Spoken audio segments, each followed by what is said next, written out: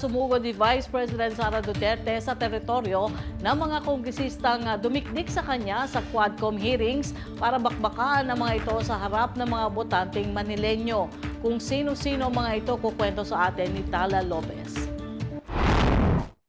Dumayo si VP Sara sa lungsod ng Maynila para sumama sa mga campaign rally ng isang mayoral candidate at una nitong binisita ang District 2 at 3 ni Representative Rolando Valeriano at Joel Chua ayon sa pagkakasunod. Unang tinarget ng Vice Presidente si Valeriano na nag-privilege speech sa Kamara ukol sa misuse ng confidential funds na ipinagkatiwala kay VP Sara. Alam nyo kasi yung congressman ninyo, yan yung mukha ng distrito ninyo.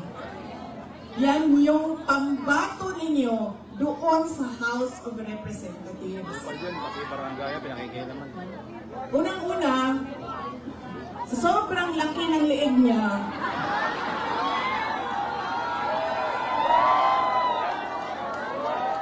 naiipit na yung boses niya.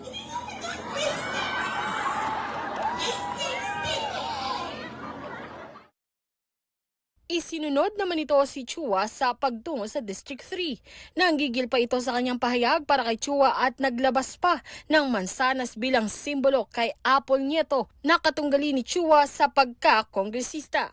Ma'am, saksak mo ito sa bibig ni Apple Chua hanggang sa kanyang lalamunan hanggang siya ay mamatay. Pero ipinagkibit lang ng balikat ni Chua ang atake sa kanya ni VP Sara at sa halip ay nanindigang pumirmi lang ito ng focus sa kampanya para sa re-election bid. Kasama ang Makabayan Bloc ng Kamara, isa si Chua sa mga unang nanawagan ng pagbibitiw ni VP Sara sa pwesto sa kasagsagan ng pagdinig ng House Quad Committee hinggil sa kontrobersyal na confidential funds ng kanyang tanggapan at ng pinamunuang Department of Education. Miyembro rin ng prosecution team si Chua sa napipintong impeachment trial ni Duterte matapos i-impeach ng Kamara sa huling araw ng sesyon noong Pebrero.